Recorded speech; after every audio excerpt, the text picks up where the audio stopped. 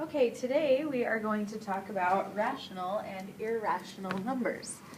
So let's start with this little box. This is on page 19 in your book. The first thing we're going to fill out is all the different types of numbers. So counting numbers are just your regular 1, 2, 3, 4, 5, 6, 7, just counting up.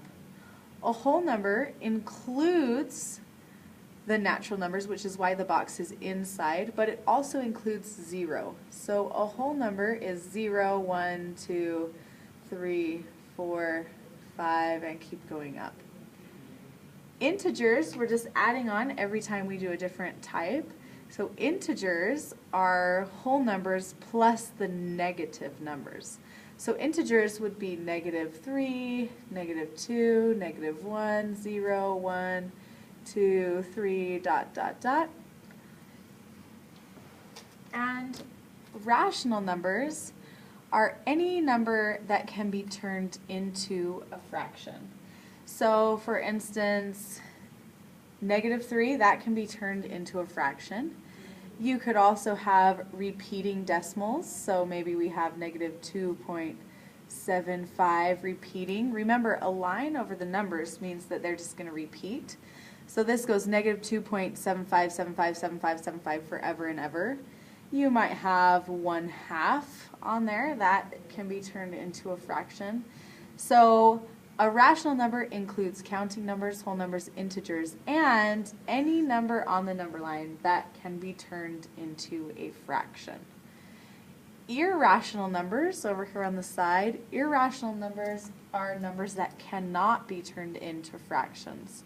So numbers that go on forever and never repeat are irrational numbers. So for instance, pi is an irrational number because after the decimal point, it goes on forever and it never repeats. It doesn't have a repeating pattern. If something does have a repeating pattern, remember that's going to be a rational number. Okay? So now let's talk about your assignment for a minute. We are going to turn to page, let me find it, 20 first before we do your assignment actually. So I'm going to turn to page 20. We're going to talk about this for a minute. Is the number rational or irrational? Remember, a rational number is something that can be turned into a fraction. So this repeating decimals can be turned into a fraction, so this is rational. A whole number can be turned into a fraction, so it's rational. This is pi. Pi goes on forever after the decimal and it doesn't repeat, so it's irrational. Pi cannot be turned into a fraction. And this is also pi. This is the number that represents pi, and this is the symbol we use. So this is irrational as well. Okay, so this would be rational, rational, rational because it is a fraction. This is the square root of 36, which we know is plus or minus 6, and the whole number can be turned into a fraction. Remember, we turn whole numbers into a fraction by just putting a 1 underneath them. Okay? And then here's another irrational one.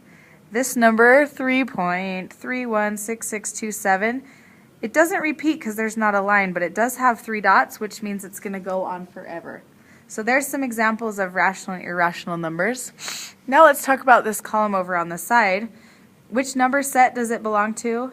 Well, this one belongs to all of the number sets under rational. So it's going to be rational. It's also, oh, sorry, that was wrong. This one is just going to be rational. Okay? But -8, this one is rational. But remember, negative numbers are also integers if they're a whole negative number. Okay? The number 5, remember 5 is a counting number or a natural number. It is also a whole number. It's also an integer, and it's a rational number. So remember to look back on that chart we just did and see which of the boxes these numbers fit in, and that will tell you how to classify them. Okay, now we're going to look at your assignment. Your assignment today is page 15 to 19. I'm sorry, 15 to 18 in your book. And you are going to have to determine if it's rational or irrational. So we just did some of that. Determine if it's irrational or rational. And then the thing that you're going to have to do as well is order numbers on a number line. Okay, so we want to find out what order do these go in. A goes on 0, so we would put it right there. B goes on -2, so we put a dot, and then we put a B. C goes on 5, so there's C. D is on -1, so there's our D, and E is on -4, so we would put E right here. So if they asked us to order these from least to greatest, we would say E, B, D, A, C. That's the order that it goes in. So let's try a more challenging one. Let's do number 6. Okay, so the square root of -40. Let's do that for a minute on our calculator. So here is the calculator. Remember, for square root, you push the second button, and then you push the root button in blue. We type in 40. Our answer is, see how it gave me a root for an answer? If that happens, you want to turn it into a decimal. Just push this button right above the enter sign. It'll turn it into a decimal for you. So 6.32. Now, on our number line, if this is -6, this is -6.5, and this is -7, this would be -6.1, -6.2, -6.3, -6.4. So -6.32 would be about right here. So that's where we're going to put our A.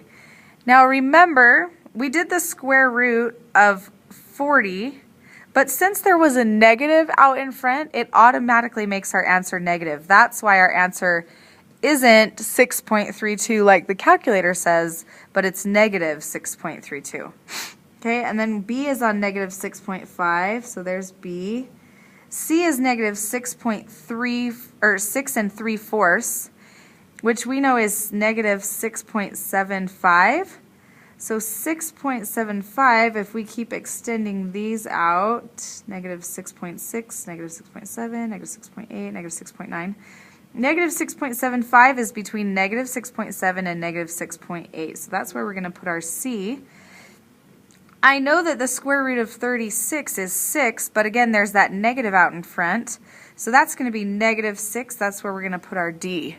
So we ordered these, C, B, A, D. Okay, so you're going to do that on all of the problems on your homework assignment. You're just going to order them. Some of them say order from greatest to least. Some of them say order from least to greatest. So make sure that you're ordering them in the correct order. Least to greatest or greatest to least. Okay, and there's the last part of your homework.